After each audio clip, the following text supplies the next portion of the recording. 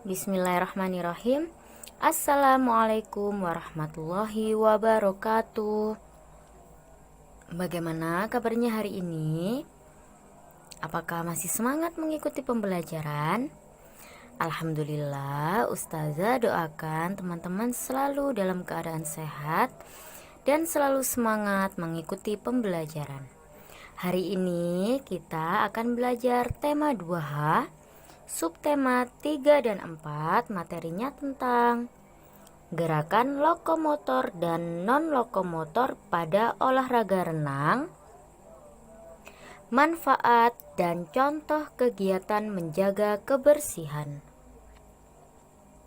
Tujuan pembelajaran hari ini, yang pertama memahami manfaat menjaga kebersihan, memahami contoh kegiatan menjaga kebersihan di rumah, memahami contoh kegiatan menjaga kebersihan di sekolah, memahami contoh kegiatan menjaga kebersihan di lingkungan masyarakat, memahami gerakan lokomotor dan non-lokomotor pada olahraga renang.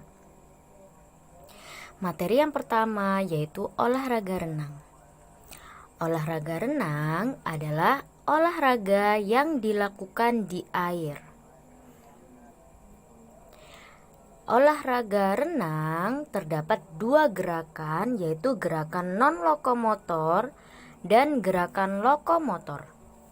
Gerakan non-lokomotor adalah gerakan tanpa berpindah tempat, sedangkan gerakan lokomotor adalah gerakan berpindah tempat.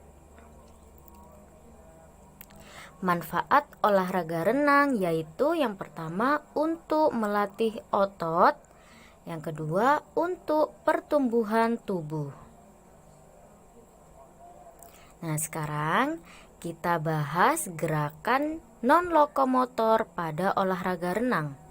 Contoh gerakan non-lokomotor pada olahraga renang yang pertama yaitu bernafas di dalam air.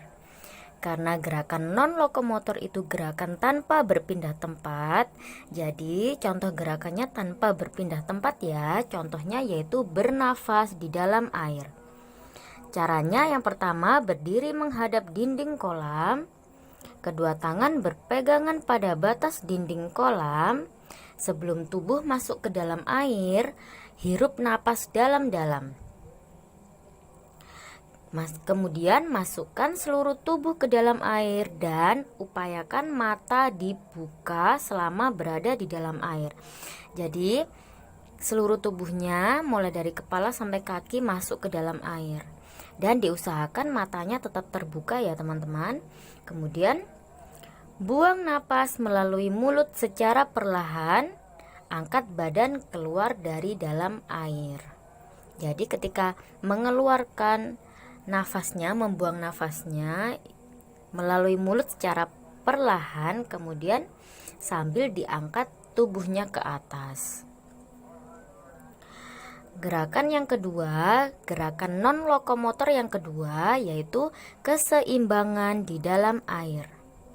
Contohnya seperti pada gambar ya. Cara melakukannya yang pertama berdiri menghadap ke dinding kolam. Kedua tangan berpegangan pada batas dinding kolam renang. Angkat kedua kaki dan sejajarkan dengan permukaan air seperti pada gambar ya. Bisa kalian perhatikan gambarnya. Kemudian usahakan kedua kakinya mengapung seperti mau berenang, tetapi masih berpegangan pada dinding. Tahan beberapa saat atau sekuatnya. Selanjutnya, setelah kita belajar gerakan non-lokomotor, sekarang kita belajar gerakan lokomotor. Karena gerakan lokomotor itu gerakan berpindah tempat, jadi gerakannya posisinya berpindah. Contohnya yaitu berjalan di kolam. Caranya yang pertama, posisi berdiri tegak di dekat dinding kolam renang. Berjalan ke depan dengan perlahan.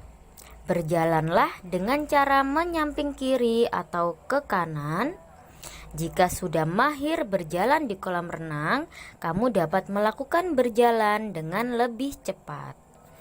Jadi contoh gerakan lokomotor pada olahraga renang adalah berjalan di kolam.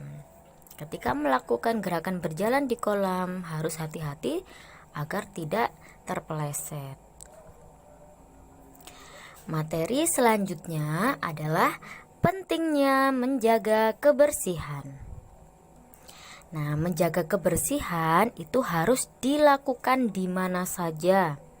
Menjaga kebersihan di rumah, menjaga kebersihan di sekolah, menjaga kebersihan di lingkungan masyarakat. Manfaat menjaga kebersihan yang pertama adalah lingkungan menjadi bersih, indah, dan nyaman, terhindar dari penyakit, membuat kita sehat, udara terasa sejuk dan segar. Berikut ini adalah contoh kegiatan menjaga kebersihan di sekolah. Yang pertama, membersihkan kelas dengan melaksanakan piket kelas bersama teman-teman. Yang kedua, membersihkan halaman sekolah. Yang ketiga, membuang sampah di tempat sampah.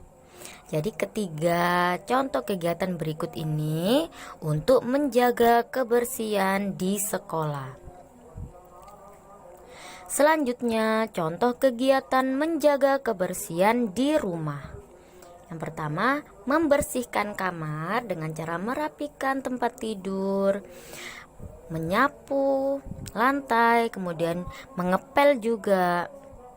Selanjutnya, merapikan tempat tidur, meletakkan sepatu atau sandal di rak sepatu, menyapu, mengepel lantai dan mengelap kaca, mencuci piring setelah makan, menyapu halaman dan mencabuti rumput liar.